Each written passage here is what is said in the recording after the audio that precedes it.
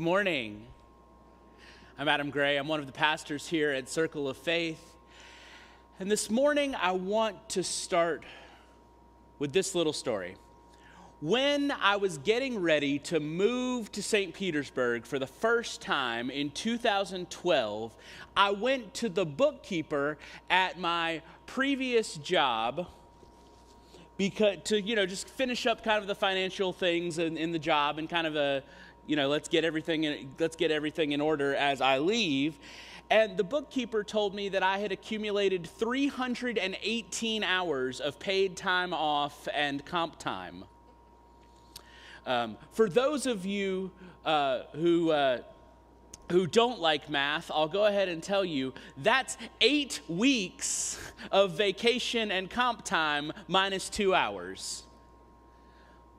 It's 2 months of vacation and comp time that I didn't take. And at the time, I felt kind of proud of that. Wow, look at how industrious I had been. Look at how much I had gotten done. Look at how much I was able to work. Wow. But looking back on that now, I realize that may have been a problem. Because over the 4 years that I had worked at that job and accumulated 2 months of PTO, I'd gained 30 pounds. My blood pressure was out of control. I had become estranged from some relationships that were really close to me, and my relationship with my parents it wasn't bad. I just didn't see them very often. And looking back on it now, that was not a healthy time in my life. And it's because I took all of the moments that I should have given to rest and instead gave them to more work. And our question as we start this series on Sabbath, in praise of rest,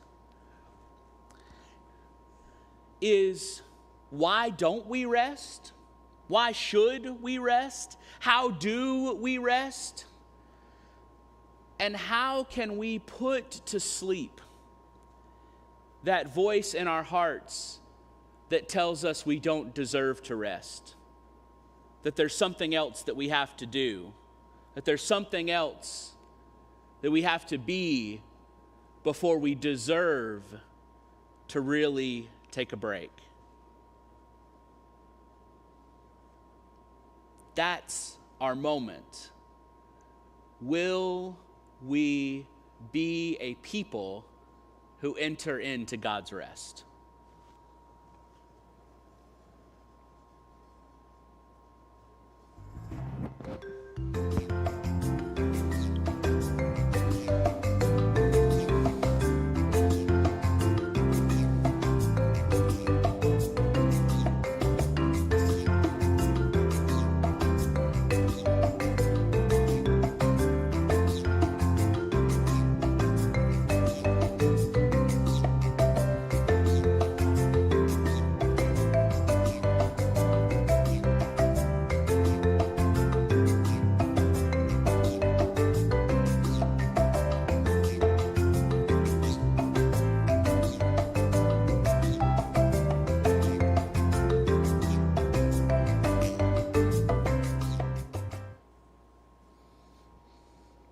So is that calypso music more fun than you've heard in church in a long time? How did that make you feel? Maybe it filled you with a little bit of joy. Maybe you wanted to dance. Maybe you were a little bit uncomfortable because you're like, that's not like the music we normally play in church. And I will tell you, if you were the people who were like, oh, I'm not sure that belongs in church, I'll tell you, I have historically been one of those people. One of those people who, I'll just be honest, this is a confession, I have always been a little bit suspicious of people who are having fun. When I go through my Instagram stories and I see people who are going out dancing or going to have a drink or relaxing on the beach or in a kayak on Sunday morning, I'm always suspicious of people who are having fun, kind of looking down my nose at them and saying, should they really be doing that? Are they really doing the right thing? What kind of choices are they making with their life? That somewhere deep in my past, the idea of having fun got crossed up with the idea of what we said in old church life was iniquity. That those vices and sins that would keep us away from God. That I grew up in a religious tradition that was really afraid of fun because fun so often intersects with iniquity in their mind, with sin, with trouble, with getting into bad things. That I came from a group of Baptists who didn't drink, who didn't dance, who didn't smoke, who didn't play cards, and most importantly, who didn't hang around with people who do. I see some of you nodding your heads. You've heard, that's not the first time you've heard that. But in my life, that created this deep guilt, this deep shame about having fun. I realized all the way up to last night when I was playing my little Nintendo Switch. It's a little handheld video game. Last night, I was just thinking to myself, I still feel a little bit guilty about doing this. I still feel a little bit guilty. I have like a voice in the back of my head saying, shouldn't you be working on your book instead? Don't you have something to clean around the house? Isn't there something else you should be doing? You're just wasting your time. I hear that voice in the back of my head. I don't know why that voice is high-pitched and tinny. We can talk about that maybe with my therapist. But there's a voice in the back of my head that every time I sit down to rest, every time I sit down to have fun, that I'm a little bit hesitant. There's a little bit of sand in the gears keeping me from really entering in to rest and to fun, even into joy. And I don't know about y'all. Maybe y'all are really fun. But I think a lot of us have those voices in the back of our heads that say we don't deserve the good things that have come into our lives, that make us question whether, when we just enjoy the blessings in our lives, whether we're doing something wrong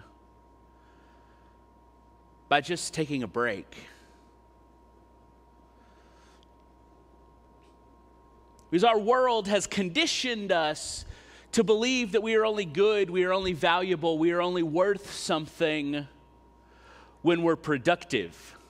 There's a whole cult out there in the world around self-help of productivity. Thousands of books, thousands of hours of podcasts, thousands of YouTube videos about how to get a little bit more done with the time that you have, how to work a little harder, how to work on your side hustle after work, how to become financially independent through working as hard as you can.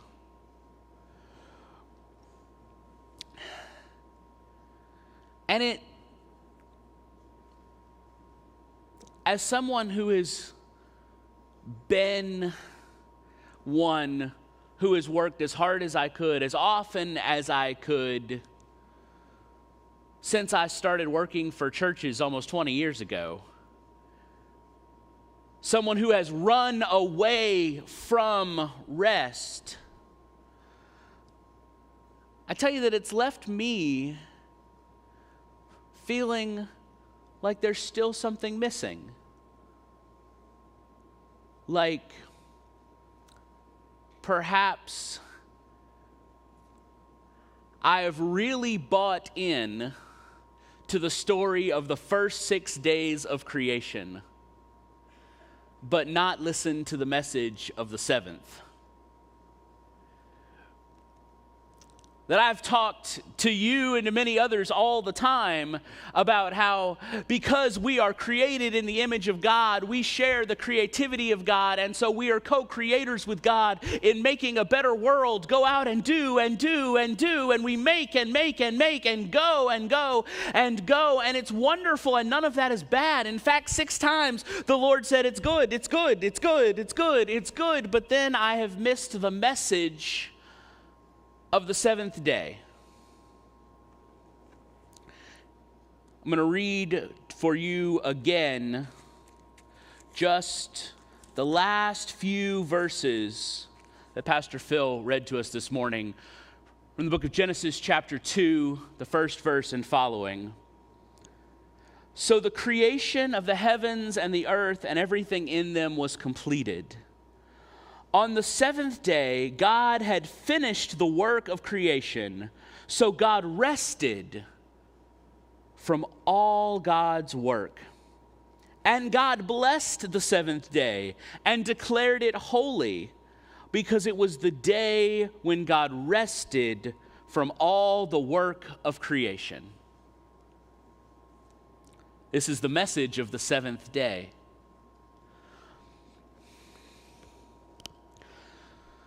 So let's spend a little time with this.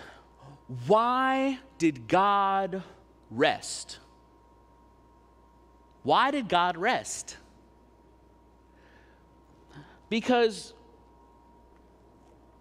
all of our reasons for resting don't actually map really well to a God who has everything, can do anything, is unable to be depleted from everlasting to everlasting.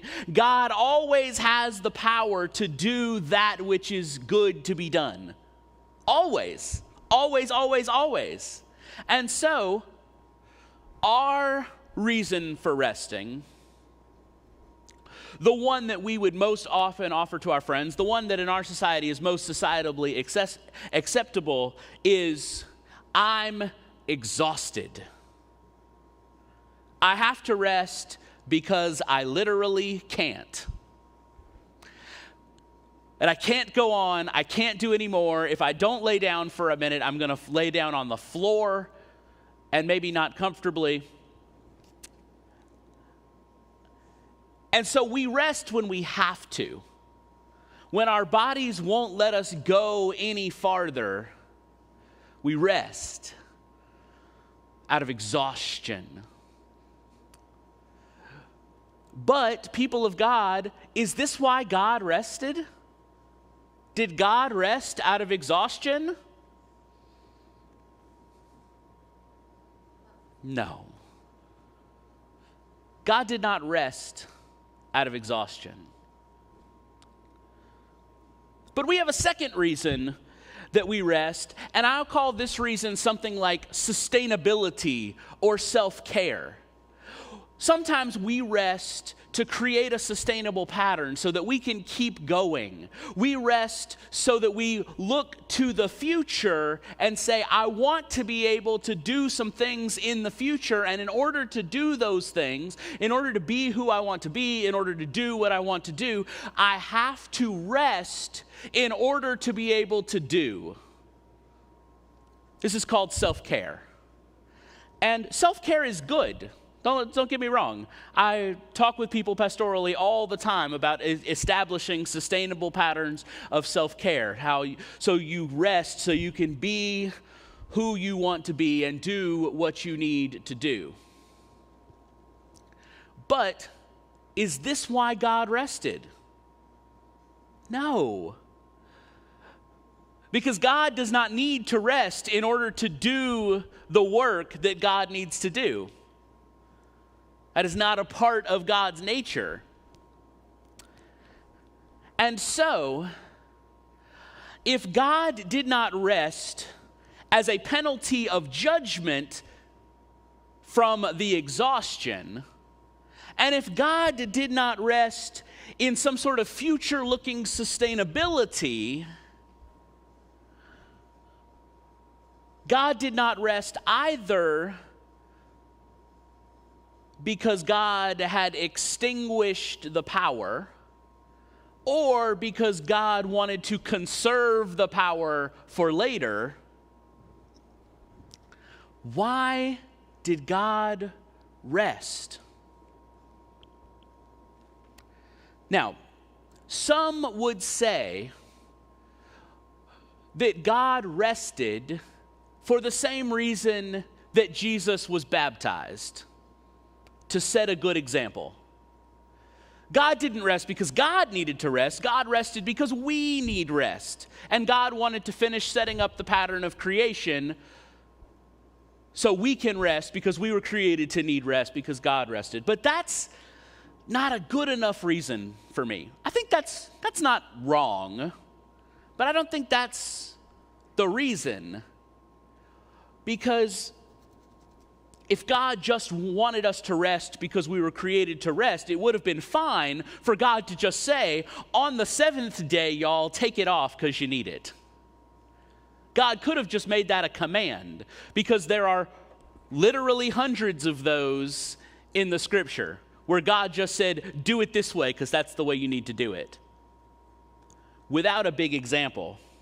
So we're still left with the question, why did God rest when God didn't need to? When God could have told us how to rest in a different way? Why did God, for reasons that have to do with God, why did God choose to participate in rest?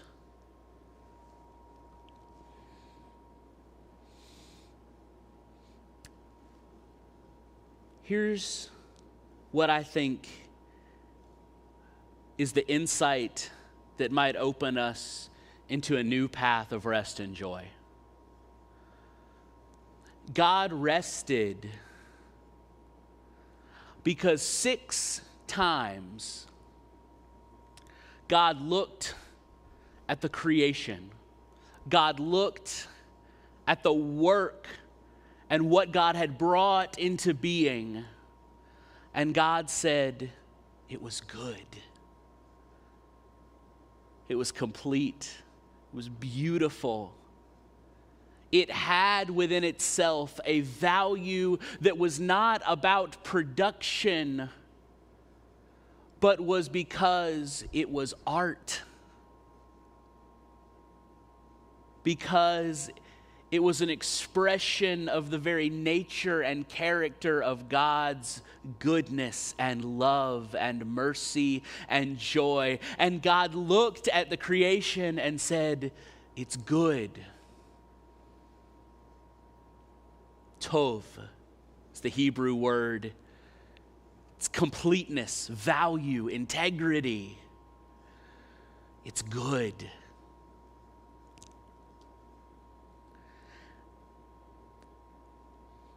And I want you to work on this. I don't want you to just believe this because Adam said it. I want you to work on this week. Did God rest because of the goodness of creation? Because the creation was designed, yes, even created to be enjoyed. That the purpose of creation was not about production. That the purpose of creation was not about productivity. That the purpose of creation, deep in the heart of God, was joy. That it was good and it was made to be enjoyed.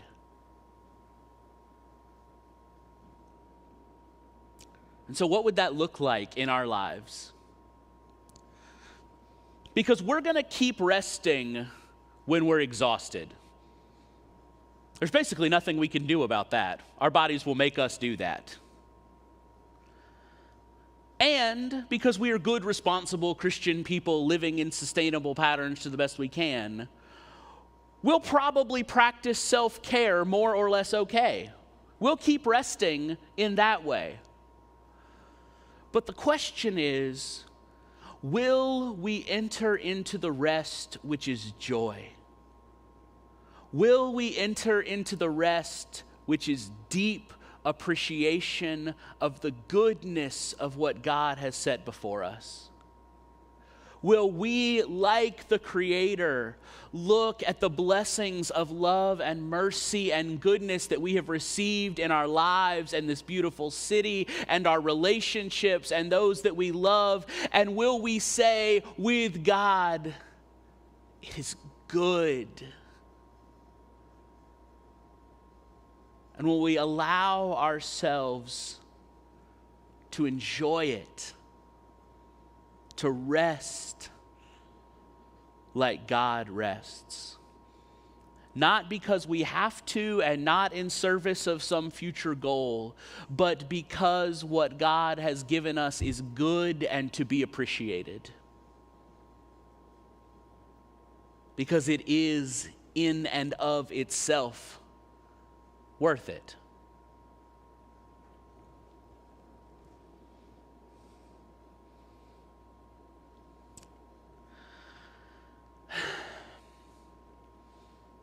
The work of planting a church is hard. The work of merging a church is just as hard. The work of creating a church that is genuinely trying to be something that we imagine as a vision of God, but have never seen all of these pieces before together in one place. It's hard to be a church where everyone is welcome and everyone is loved. Means you have to welcome people who are used to being unwelcome and love people who are used to being unloved. Having a church that is truly diverse and intersectionally just means that we are going to bring together people with different backgrounds and different ideas and different values. And sometimes it's hard. Sometimes, believe it or not, we don't agree.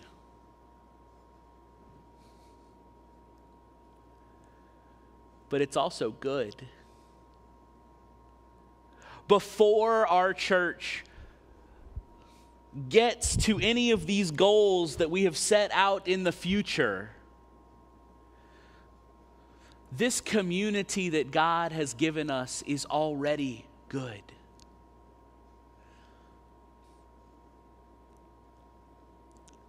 And so we're doing something this summer that I've never done before as a pastor, which is we're doing Summer of Fun. It starts on Wednesday. It's basically a cookout. And yes, it says end of school barbecue on there. And even if you don't have someone in your life who has participated with school, we all just got through this last academic year and it was hard. And we need to appreciate our community.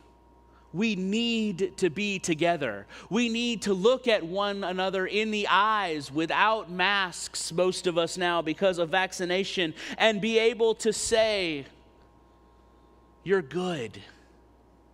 You are a blessing in my life. I rejoice that we're walking together. I'm glad you're here." Because we need, after the last 16 months or so, more than we've ever needed in our lives, a celebration of that which is good. a deep entering in to joy, to rest. Because God did not rest because God had to. And God did not rest because of the future work. But God rested because creation is precious and it's made for our enjoyment. So I invite you to this free gift that God has given. Jesus said, "Come to me, all you who are weary, and I will give you rest. For my yoke is easy, and my burden is light." That God invites us into rest, into the joy that comes from appreciating that which is good. Don't let those voices of guilt and shame hold you back, because God has created these blessings of nature, of family, of relationship, of love, of fun for you. And so we rest not just in God, but we rest with God. Amen.